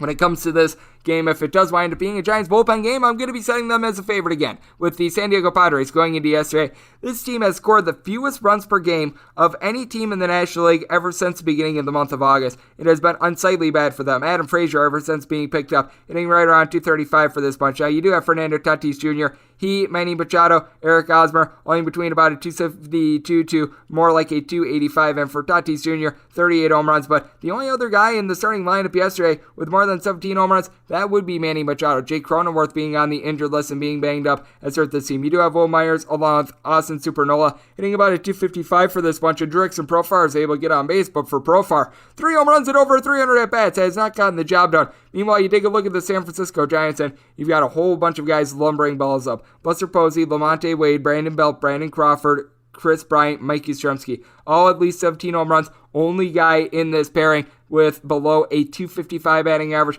that'd be Mike Yastrzemski. And then you've got guys like a Darren Ruff, who's been able to give you 15 home runs, nearly a 400 on base. Tommy Lascelles come off the injured list. He's been able to give you a little bit of something. Evan Longoria has been able to do a good job as well. And for the San Francisco Giants, this bullpen has been lights out. They are towards the top of the league when it comes to pretty much all aspects of bullpen runs per 9, walks per 9, ERA. They have been absolutely masterful. Zach Liddell, Dominic Leone, these guys have been great. Jarlin Garcia has been able to give you some good innings when you've needed Camilo Doval. He's been able to do a good job. Tyler Rogers has been relatively consistent. And for the Padres, going into the month of August, their bullpen was number 1 with regards to ERA, but they had to trot out their Jake Arrieta yesterday. That never means anything good. Emilio Pagan, you can tell that he's been just getting worn down. Craig Salmon is getting thrown out there so many different times, and Nelson Lamet is now coming out of the bullpen. And for Joe Musgrove, it's a little bit unfair that he doesn't have a better record because he's actually been able to do a relatively solid job all season long. When it comes to Musgrove, he might actually be the most consistent guy that the team has had all year long. He deserves a little bit better than a 9-9 record, 2.93 ERA on the road. He does have a 3.46 ERA and has given up 10 home runs over the course of 78 innings, but opponents rating just a 2.02 off of him. His strikeouts per 9 rate is right around a 9, but if this winds up being the Giants bullpen against Joe Musgrove, going to be probably sending the Giants more around about a -135 to a -140 favorite, and this would be a spot in which an 8 or lower, I'd be taking a look at the over. 8.5 or higher would be taking a look at the under, but obviously if we wind up getting like Alex Wood or something like that, subject to a little bit of change. So check back in the morning my Twitter feed at JRN1 in case we see something pop up. 963, 964 on the betting board. The Arizona Diamondbacks hit the road to face off against the LA Dodgers. Julio Arias is going to be going for the Dodgers. Meanwhile, right now on ESPN, it says Madison Bumgarner is going to be going for the Diamondbacks. The betting board has to be determined, so we currently have no lines up on this one. If it does wind up being Mr. Odias versus Madison Bumgarner, I'm going to be saying the Diamondbacks more around about a plus 226-ish underdog, and on the run line of the Dodgers will be willing to lay up to about a -130-ish, and this is a spot in which, if it would be Bumgarner versus Odias, 8.5 or lower, I'd be taking a look at the over 9 or higher. I'd be taking a look at the under. For Madison Bumgarner, he wound up getting off to a very good start after the All-Star break. He wound up giving up 3 runs or fewer in each out of his first 6 starts. You take a look at it recently, and he's given up at least 4 runs in each out of his last 4 starts. In this time span, he has given up 7 home runs, and he's given up 3+ walks in 3 out of his last 4 starts as well. So things are certainly coming to a head, but you do know this as well, with Madison Bumgarner spending so much time with the San Francisco Giants, he would love nothing more than to play spoiler for the Dodgers. And then you have Mr. Odias, who leads the league with 17 wins. He's actually been much better on the road than he has been at home. 12 out of his 17 wins have come on the road. At home, he's still been solid. 3.41 ERA, has given up 9 home runs in 71 and a third innings. The opponents are at 234 off of him, but not quite the same dominance that he's had away from Los Angeles. But what is very dominant for Los Angeles is all the bats that you've got with this team. As you got Mookie Betts, Trey Turner down for what? Max Muncy, Justin Turner down for what? Will Smith. At least 20 home runs from all these guys. Chris Taylor, he's been able to do a very solid job whenever he's been out there. And all the guys I mentioned hitting at least a 250. In the starting lineup yesterday, you had 2 guys hitting below a 250 for this bunch. Gavin Lux, one of the more highly touted prospects in recent years. And then you've got Cody Bellinger. He's Cody Bellinger. So yeah, and then you've got the Arizona Diamondbacks with nobody on the roster with more than 11 home runs. Joshua Ross, Ketel Marte, you've even got Dalton Varsho and Pavin Smith. Carson Kelly as well, hitting between 10 and 11 homers. And for the Marte Parte of Ketel Marte, hitting at 320. Got a couple guys like David Peralta, Joshua Ross, and Pavin Smith hitting between a 260 and a 270, but got a lot of dead bats out there. Josh Van Meter has been able to do nothing for you. Jake McCarthy is someone that I'm not necessarily bullish on. Dalton Varsho has actually picked things up a little bit, but then you take a look at this Arizona Diamondbacks bullpen, and it is rough. Tyler Clippard is right now their most reliable closer, in my opinion. Noe Ramirez, Sean Pop, and these guys have been terrible. Brandon Sittinger, he's been able to give you a little bit of something, but he wound up getting lit up on Monday. And then for the Dodgers, they've been in the top 5 with regards to bullpen ERA all season long, and they've gotten it from unlikely guys. Phil Bickford along with Alex Vesia have been very good for this team. Pursuit Gradwell wound up having a very rough start to the year, but over the last 30 days going into yesterday, more like a 3.4 ERA. He has been able to stabilize things for this team as well, so I do like what I'm getting there. So in this spot, if it is Bumgarner versus Urias, I'd be willing to lay up to about a minus 130 on the run line of the Dodgers, and then an 8.5 or lower would be taking a look at the over, 9 or higher would be taking a look at the under. 965, 966 on the betting board. The Tampa Bay Rays hit the road to face off against the Toronto Blue Jays. Robbie Ray is going to be going for the Jays. Meanwhile, Michael Wacha, and we use our dying Pac-Man voice for him. Waka, waka, waka, waka.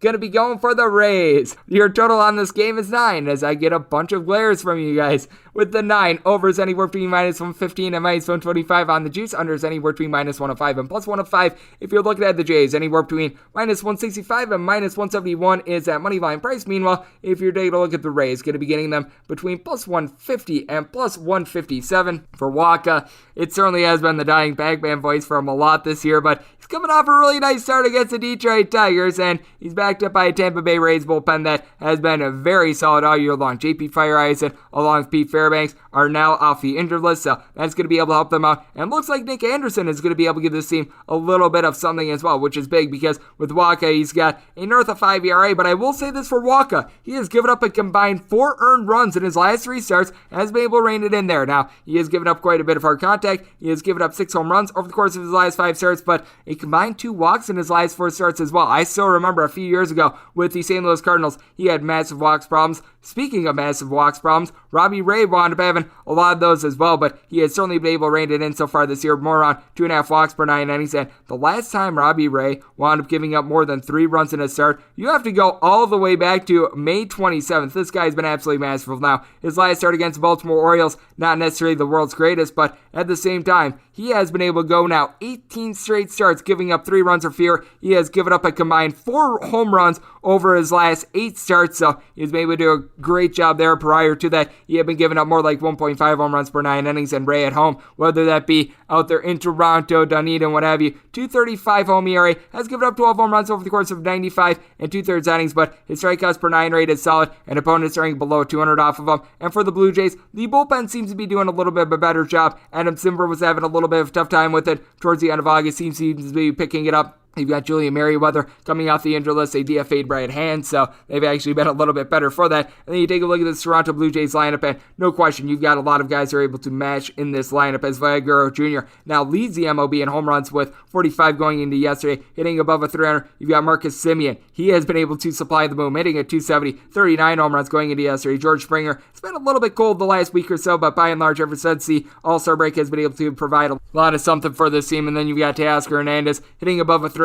27 home runs for the team. Bo Bichette hitting more like a 290, north of 30 home runs for him. Lourdes Gurriel over the last 30 days has been one of the best players in all of baseball. He's got over the last 30 days 28 RBI. He's hitting right around a 376, and in the last 15 days going into yesterday, hitting above a 400. So he has been white hot for the team as well. But then you take a look at the Tampa Bay Rays, and you've got a quadrant of guys with at least 24 home runs. Austin Meadows, Mike Zunino, Brandon Lau, and Nelson Cruz. And with Cruz, you're able to throw in there Randy Arozarena as well, Joey Wendell, all in between a 272 and 275. All these guys doing a very good job of being able to get on base. And for Brandon Lau, though he's only hitting about a 235, more like a 345 on base. That's just what the Tampa Bay Rays team winds up doing. So in this spot, I certainly do think that the Blue Jays should be a pretty good size favorite. If you're taking a look at them on the run line, you're going to be getting them between a plus 105 to a plus 110, which I find to be a little bit fascinating because typically with the home team, you're going to find a little bit more of a favorable run line. But at the same time, I would be liking the Tampa Bay Rays if I'd be getting a little bit more like a plus 160 to a plus 165. So this is a spot in which I was willing to lay up to about a minus 168 on the money line. I typically don't take something this chalky, but I'm going to be laying right around a minus 164 to a 165 on the Toronto Blue Jays because I do think that there's a good chance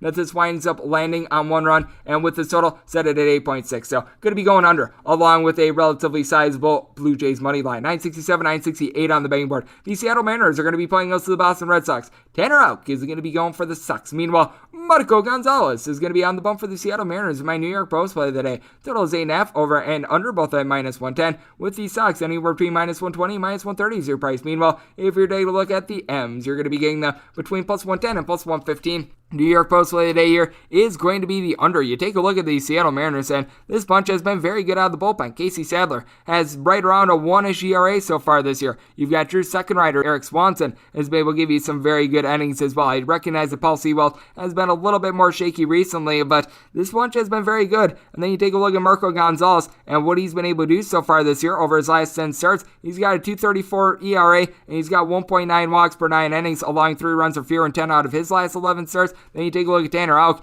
and he's, for his career, got an opponent's batting average of $1.76 at a 2.93 ERA. He's allowed 3 earned runs or fewer in 14 out of his 15 career pitching appearances, so that is just absolutely amazing what he's been able to do. He's got an 0-4 record, but it's not indicative of the way that he's been able to hold it down, giving up less than a home run per 9 innings throughout his career as well. And for the Boston Red Sox, you are noticing that a lot of the guys that were out due to COVID-19 starting to return to the fold for this team, as you've got Hirokazu Sadamoto, who was out. He is now back to the fold for this team. Matt Barnes, a little bit more of a question mark. I'm handicapping it as if he is not going to be back in the fold for this team, but he should be returning soon. Darwinzon Hernandez is able to give you a little bit of something. And so Robles, after he was very bad coming over from the LA Angels, has been able to rein it in a little bit more recently. His ERA is down to a 5.40, which it was like a 7 right around this time last week, so that shows you that he's been a little bit better. And for the Boston Red Sox, no question, this is a lineup that is very solid. You've got a lot of guys that are hitting north of a 280 for this bunch. Xander Bogaerts has certainly been able to do the job along JD Martinez. Both of these guys north of 20 home runs, along with those good batting averages. Rafael Devers sitting at 275, 34 home runs so far this year. Kike Hernandez has been able to hit about a 250, and then you've got Jose Iglesias, Hunter Renfroe, Christian Vasquez, along with Kyle Schwarber, all in between a 262 and 270. And for Schwarber, along with Renfroe, 27 plus home runs for both of these guys. But then you take a look at the Seattle Mariners, and this is a bunch in which their home batting average is right around a 207. No other team in the big leagues hitting a 225 or lower. You do have a pair of guys with north of 33 home runs, and Mitch Haniger along with Kyle Seager. And for J.P. Crawford, hitting right around 270. Abraham Toro, ever since coming into the fold, is hitting at 300. Ty France is hitting at 290, but with Seager able to throw in there Jared Kelenic, Cal Raleigh, Ode Mamaloes, Jake Fraley, Jake Bowers, list goes on and on of guys. They're hitting a 220 or lower for this bunch. I do think that Houck is going to be able to give a good start. I think that Gonzalez is going to be able to give a good start. So the New York Post play today is the under. And when it comes to this spot, I do feel like you have to give some credence to the Seattle Mariners and all that they've been able to do. I like Marco Gonzalez in this spot a little bit more than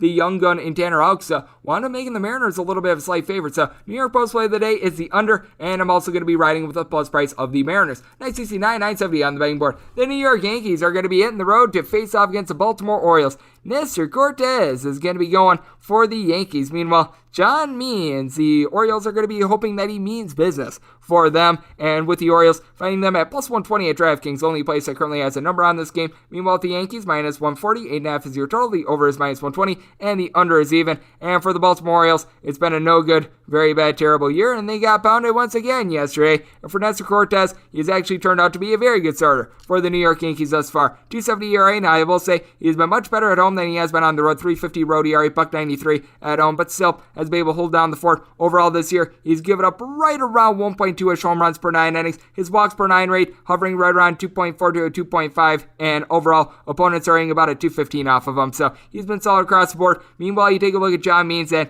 for the year, he's been relatively good with a 3.42 ERA, but ever since coming off the injured list, his ERA is more around a 5. He just has been giving up a lot of hard contact in general. This is a man whose home runs per 9 rate is hovering right around 2 overall for the season, so that's been a little bit of an issue. Now, you take a look at him at home, and he's actually been significantly worse than on the road. 4.70 home ERA, 2.48 road ERA, giving up 13 home runs in 53 and 2/3 innings at home, and opponents are getting 2.48 off of him at home, sub 200 on the road. And then with the Yankees, they pummeled the Orioles yesterday, and it's hard to think that they're going to do anything else in this spot, as you've got Aaron Judge, Giancarlo Stanton, along Joey Gallo. All these guys, at least 28 home runs so far this season. You've got a guy in DJ LeMahieu who's hitting at 270 along with Mr. Stanton. You've got Gio Urshela along with Gleyber Torres and Luke Voigt, only between about a 252 and 260. Now, you got Kyle Higashioka, Gary Sanchez, Rougned Odor, guys like this, they're hitting at 220 or lower. Then you take a look at the Baltimore Orioles, and you have been able to get quite a bit of something out of Austin the Saves Kid, Trey Boom Boom Mancini, Mancini and Ryan Mountcastle, owing between about a 250 to a 265 for Mancini, 21 home runs. And then you got Mountcastle along Cedric Mullins. And Mullins is sitting right around 300, by the way. Both of these guys, at least 27 home runs for this bunch. So that has been rock solid. Ramon Urias is sitting about at 275. But then Domingo Leyba, Pat Valaika, Kelvin Gutierrez, Austin Wentz, TJ Stewart, and a host of others are hitting a 210 or lower for this bunch, so that's not necessarily too great. You know what else is not too great? The Baltimore Orioles bullpen. Cole Sulzer has been able to give you a little bit of something. Tanner Scott has some control issues, but he's got some good stuff, and even a guy like an Alexander Wells, who wound up being a starter for this team, when he was coming out of the bullpen, he was able to give you a tad bit of something, but I mean, my goodness, this is a bullpen that is just bad. Fernando Abad has been very bad, as he's got a north of 6 ERA. Connor Green is someone that you're right now sticking a lot of your chips in the middle with. Tyler Wells has actually been relatively okay, but man, it's a rough bunch. And then for the New York Yankees, you do have Jonathan Loaizaga, who's currently dealing with an injury, so that's a little bit of something, but Lucas Luetke has been able to give you some nice innings. Wandy Peralta, Joely Rodriguez, they've been able to round in a form a little bit. Aroldis Chapman, got my issues with him. He's got a north of 6 ERA really ever since the middle of June, but I did take a look at this spot. I think that the Yankees should be able to dominate this game. I was willing to set them as more around a minus 180 favorite on the money line. On the run line, I'm willing to lay up to about a minus 120-ish with them. And when it comes to this total, I'm going to be setting it at a 9.2. So with the DraftKings line, I'd be looking at the Yankees either money line or run line, and I'd be taking a look at this total over. Obviously, we're going to be waiting for more lines to populate in the morning, but that's where we're looking there. 971, 972 on the betting board. The Minnesota Twins are going to be playing up the Cleveland Indians. Cal Quantrill is going to be going for the Windians. Meanwhile, Griffin Jacks hopes to not get jacked up for the Twins. The Twins find themselves as favorites anywhere between minus 109 and minus 115. Meanwhile, if you're taking a look at the Indians, anywhere between minus 105 and plus 102 with your total at 9. The over is anywhere between minus 110 and minus 120. The under is anywhere between even minus 110. Out of all the pitchers that I've been seeing recently, it just feels like Cal Quantrill is the most incorrectly priced, because with Quantrill, I do recognize that the Cleveland Indians have been poor in his appearances overall for the year. They're winning only about 1/3 of the total appearances that he's been making, but he's been able to do a very good job for this team recently. They're only 3-3 in his last 6 starts, but you take a look at it, this guy has given up more than 3 runs once since the beginning of the month of July. He has been absolutely ridiculous, giving up 3 runs or fewer in now 12 out of his last 13 starts. Ever since the All-Star break, he's got an ERA that is hovering right around about a 2.2. He has been able to do an absolutely amazing job for this team. You take a look at what he's been able to do on the road. It's been a little bit less than at home. 4.24 road ERA compared to a 2.27 at home. Has been able to limit the deep ball, though, giving up right around 1 home run per 9 innings, 6 home runs given up over the course of 51. So he's been able to do a great job there, and a lot of his longer relief appearances wound up coming on the road, and he just was not the same out of the bullpen as he was as a starter. Meanwhile, you take a look at Griffin Jackson. Who is this guy to be a favorite? He's had a 6.72 ERA. I recognize that the record is 3-3, but he's given up at least 4 runs in each of his last 5 starts, and he's been getting absolutely tattooed. He's given up 7 home runs in his last 4 starts. I have absolutely no idea why he's a favorite here. Now, with the Minnesota Twins, they do have a relatively solid lineup. You do have a couple guys that are able to take you deep. Miguel Sano, don't you know? He's able to give you north of 25 home runs so far this year. And Ore Polanco now has 30 home runs. For Polanco, he's hitting about a 275. For Josh Donaldson, right around a 350 on base. He's been able to go deep 22 times. Byron Buxton, though, ever since coming off the injured list, he's hitting right around the Mendoza line of a 200. You've got Mr. Sano, I mentioned a little bit earlier, who's on base, I will say, about a 350 ever since the beginning of the month of August. But he, along Jake Cave, Max Kepler, Ryan Jeffers, Ben Rotfit, even Andrelton Simmons, all these guys are in at 230 or lower. Been able to get a little bit of something out of Williams Estadio. He and Rob Refsnyder in between a 240 to a 250, but Refsnyder has regressed as well. Then you take a look at the Cleveland Indians and got a pair of guys in Jose Ramirez along with Franmil Reyes. Do a good job of being able to go yard. Both of these guys hitting between about a 250 to a 260, and both of these guys, they combined 61 home runs going into game 2 of their double dip yesterday. Now, you've got a couple guys that they do need to pick it up. Bobby Bradley, Yu Chang, Owen Miller, Roberto Perez, you're able to throw in there Andres Jimenez, all hitting a 225 or lower, but Miles Straw is hitting about a 265. Amid Rosario is hitting a 280 and right around 300 ever since the All-Star break. So you've got quite a few guys doing a solid job there, and the Indians in general just have a better bullpen. Emmanuel Clase did wind up getting called upon yesterday, but Blake Parker has been able to give you some good innings. I like what I'm seeing out of Brian Shaw right now. Even someone like Justin Garza has been able to give you a couple decent innings. And then with the Minnesota Twins, Alex Colomé has been a big giant waste of money for this team.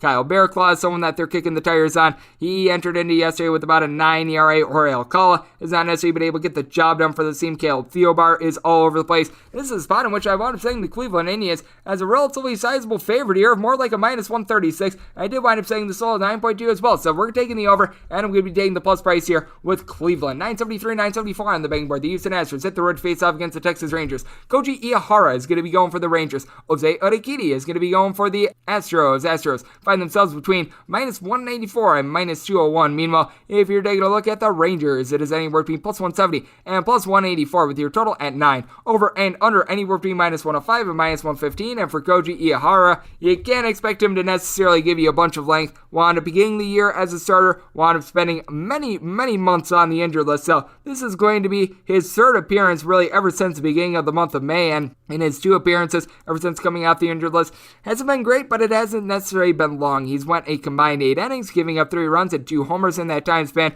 Walks have not necessarily been an issue, only 1 walk in this time span, but overall for the year, 3 walks given up per 9 innings. Not a swing and miss guy, only going to give you right around 6 strikeouts per 9 innings, and just ever since coming over from the NPB, the Nippon Baseball League of Japan, has not been good. And in Arlington, in his 4 starts, at 9.22 ERA, and opponents throwing at 281 off of him. And he's a pitcher to contact guy going up against the Houston Astros. That is not necessarily what you want. And meanwhile, you take a look at Jose Urquidy, and his strikeouts to walk rate is always just so much better at home than it is on the road. At home, it's right around like an 8-ish. On the road, it's more like a 2, but at the same time, he's been able to do a better job of being able to limit things on the road, giving up right around 1.2 home runs per 9 innings, and his walks per 9 is right around a 2.2 on the road as well. So he's been able to do a relatively solid job there so far this year. Has given up the deep ball a tad overall with 1.3 home runs per 9 innings across home and road starts, but opponents are at 221 off of him. And then you've got an Astros lineup that it is locked, loaded, and ready for bear. Jose Altuve, Alex Bregman, Carlos Correa, Yuli Gurriel, Kyle Tucker, along the Yordan Alvarez, all hitting at least at 275 for this bunch. Really, all of these guys aside from Alex Bregman, 22 plus home runs so far this year. Michael Brantley's hitting above a 300. You've been able to get a little bit of something recently out of Jose Siri, who I believe has been filling in for Brantley, so that has been great. And for the Texas Rangers, Adolis Garcia does have 29 home runs for you so far this year. He's been able to right around a 245 along Nick Solak, and then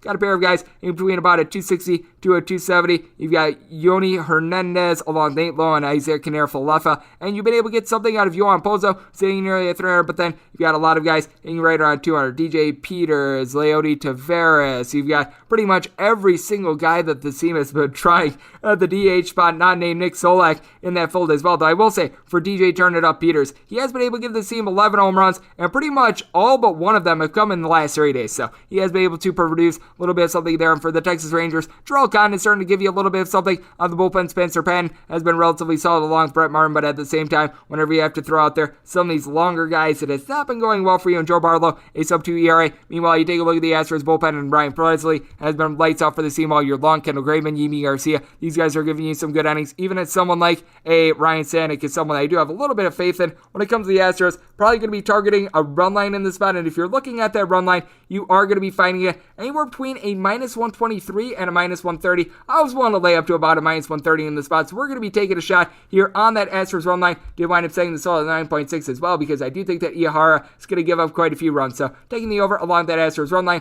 975, 976 on the betting board. The Chicago White Sox are going to be playing us to the LA Angels. Jansen Junk is going to be going for the Angels. Meanwhile, Dallas Keuchel is going to be going for the White Sox. Only DraftKings has the line on this one because they didn't know that the Angels would be throwing Junk to the mound, as you've got a minus 180 price on the White Sox and a plus 155 on the Angels. 8.5 is your total. Over and under, both at minus 110. I want no part of Junk in this spot, both in this game and both in my life in general. So there is that aspect of it, as Jansen Junk in his first start, it didn't necessarily go as planned. Now, a lot of these runs were unearned, but in 3 2/3 innings, he wound up giving up 5 runs and 2 home runs to the poopy Texas Rangers, who came into that game as the second worst road team in all of baseball, and he was pitching at home. Meanwhile, for Dallas Keuchel, it has been really rough for him recently. You just take a look at what has been happening, and oh, good gravy, it has been bad. In the month of August, he posted up a 7.43 ERA, and now in the month of September, it's gotten worse, as in his last 2 starts, both of which have come in the month of September, a combined 11 runs given up in 8 2/3 innings. So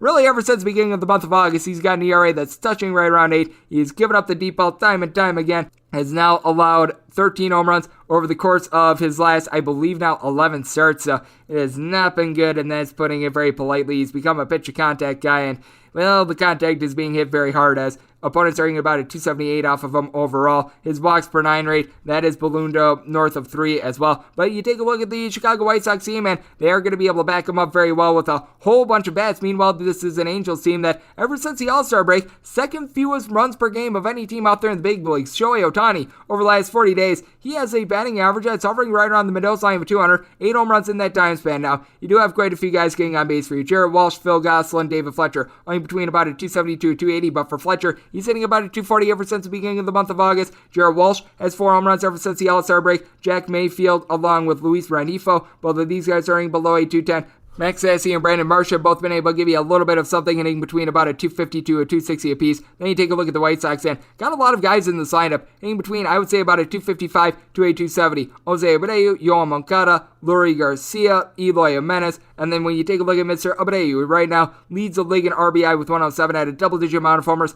in the month of August. It's been a little bit colder with the deep ball here in the last week or so, but still doing a good job. And the good news for the team, Tim Anderson is back. He wound up coming off the injured list yesterday. He's hitting at 300. Luis Robert is hitting well above a 335. Gavin Sheets along Cesar Hernandez, not necessarily the world's greatest batting averages, but they're able to give you a tad bit of something. And Yasmani Grandal, ever since he wound up coming off the injured list, has been amazing. Going into the game yesterday, ever since coming off the injured list, 452 batting average, and he had 6 home runs in his first 42 at-bats. So that tells you where he's at right there. And with the White Sox, you've got Craig Kimbrell along with William Hendricks in that bullpen. Now, Jose Ruiz along with Ryan Tepera have actually been very solid. You've seen Aaron Bummer, Michael Kopech, they've had their ups and downs, but certainly with the LA Angels, it has been tough for them. Rossiel Iglesias has been able to do a good job, and Steve Cishek able to give you a little bit of something along with their young guy in Andrew Wantz, but at the same time, when you're looking at someone like a Mike Myers, Elvis Spaghiero, Jake Patrica, that's not necessarily what you want. This is a spot in which, despite the fact that you've got a guy in Dallas Keuchel that has really struggled recently, I set the White Sox as a minus 190 favorite on the money line, on the run line. I'd be willing to lay a little bit of a price. And when it comes to this total, a 9.5 or lower, I'm going to be taking a look at the over. A 10 or higher, I'm going to be taking a look at the under. So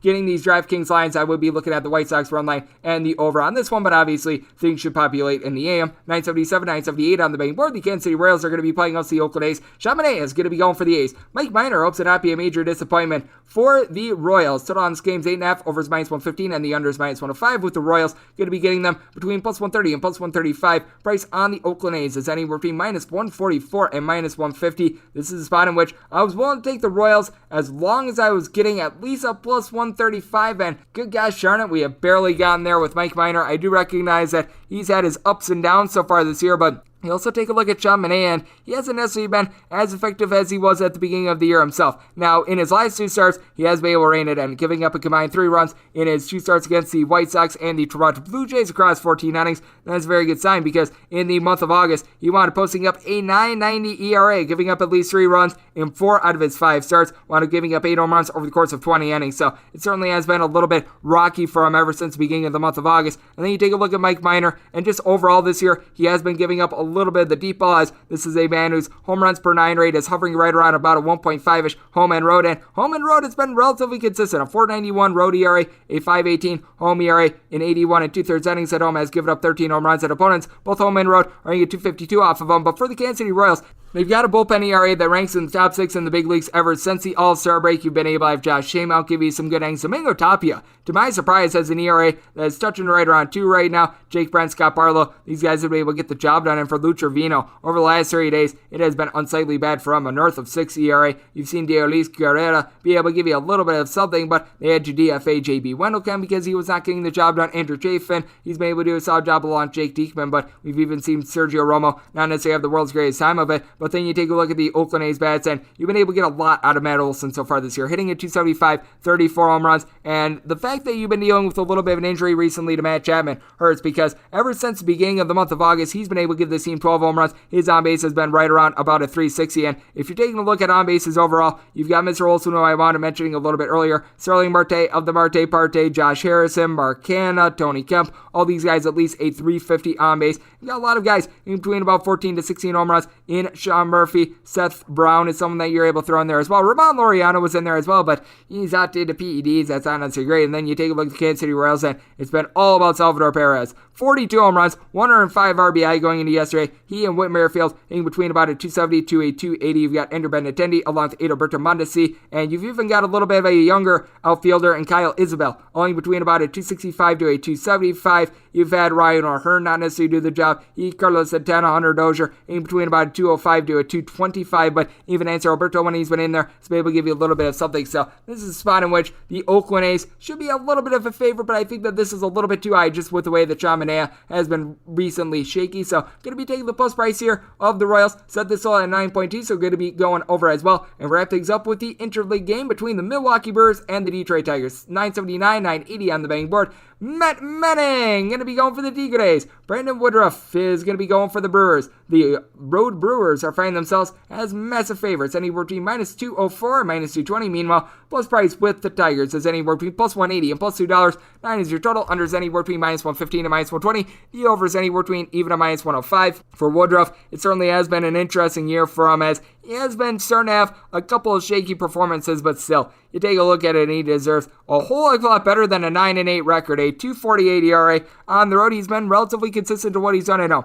2.58 road ERA. A 5-6 road record, by the way. What the heck is happening there? But giving up less than a home run per 9 innings. Now his walks per 9 on the road is right around 3, but opponents are hitting a .166 whenever he's away from Milwaukee. Meanwhile, you take a look at Mr. Manning, and he has been significantly better at home than he has been on the road. 7.67 road ERA, 4.72 home ERA. In 7 starts, 34 and a third innings at home. He's only given up 4 home runs. His walks per 9 rate, that's right around about a 4-ish, so that's a little bit of an issue. And overall, opponents are getting a 3.05 off of him, and this is a Milwaukee Brewers team that they do need to get a little bit of something going with the bats. They were unable to get pretty much anything generated yesterday. Colton Wong, though, he has been able to hit a 280 for this bunch, along with Omar Narvaez. You've got a lot of guys in between about a 250 to a 260 for this team. Lorenzo Cain, Luis Urias, Christian Yelich, Eduardo Escobar, with Eduardo Escobar along with Avisail Garcia. Both of these guys, 27 home runs so far this year. You've got Urias, who now is at 20 bombs for the season. Daniel Vogelback is back in the fold as well. Then you take a look at the Detroit Tigers, and they have not necessarily been able to get a lot of power out of Jonathan Scope recently. You take a look at it ever since the All-Star break, and I believe that he's got 4 home runs. It's not been great there, but he's still hitting a 280 for the team. And then you do have Jameer Candelario, 275 batting average. He and Robbie Grossman both have right around a 353 on base. Grossman, along with Eric Haas, between 20 and 22 home runs. You've got Nico Goodrum, Willie Castro, Zach Short. These guys are hitting a 220 or lower, but Akil Baddoo, he's hitting a 260 for the team, so that has been relatively solid. And then you take a look at the Detroit Tigers bullpen, and ever since the All-Star break, it's been the top 10 when it comes to ERA. You've had a couple guys like a Michael Fulmer actually look a little bit better for this team. Guys like OCC Serrano, they've been a little bit more consistent. I like what you've been able to get out of Kyle Funkhauser, aside from last Monday against the Pittsburgh Pirates, in which we wound up costing me my under, but still, you've been able to get some good performances here. And then with the Milwaukee Brewers, you got Jay Cousins with a sub-2 ERA, Devin Williams, Josh Hader, just the best 8th and 9th inning duo, in my opinion, in all baseball. And even someone like a Hunter Strickland, Brad Boxberger, these guys have been relatively solid. So I do think that the Milwaukee Brewers should be a sizable favorite. On the money line, I set them more around a minus 220. On the run line, I was willing to lay up to a minus 135. Finding this anywhere between minus 128 and minus 135. So getting up there, but still willing to lay the Brewers run line in the spot. I did wind up setting the sold out at some point 8 because I do think that Woodruff is going to be dealing. So going under along with that Brewers run line. And that'll wrap things up for the Baseball Betting Podcast on this Wednesday. A big thanks to Ben Wilson of the Vegas Stats and Information Network for joining me in the last segment. If you like what you're hearing from this fine podcast, the Baseball Betting Podcast with Greg Peterson, you're able to subscribe wherever you get your podcast. Apple Podcasts, Google Play, Spotify, Stitcher, and TuneIn. If you've got a question, comment, segment idea, what have you for this podcast, you've got one of 2 ways to be able to fire those in. First one is my Twitter timeline at gunit_81. Keep in mind, letters EM, I mean, does not matter, so as per usual, please do send these into the timeline. Other way is find an Apple Podcast review. If you rate this podcast 5 stars, it is very much appreciated. And then from there, you're able to fire in whatever you'd like to hear on this podcast via that 5-star review in the comments box. Going to be coming at you guys every single day throughout the baseball season, which means coming at you once again tomorrow. Thank you so much for tuning in.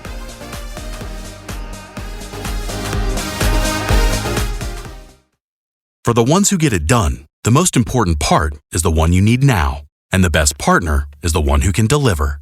That's why millions of maintenance and repair pros trust Grainger, because we have professional-grade supplies for every industry, even hard-to-find products. And we have same-day pickup and next-day delivery on most orders. But most importantly, we have an unwavering commitment to help keep you up and running. Call, click Grainger.com, or just stop by. Grainger, for the ones who get it done.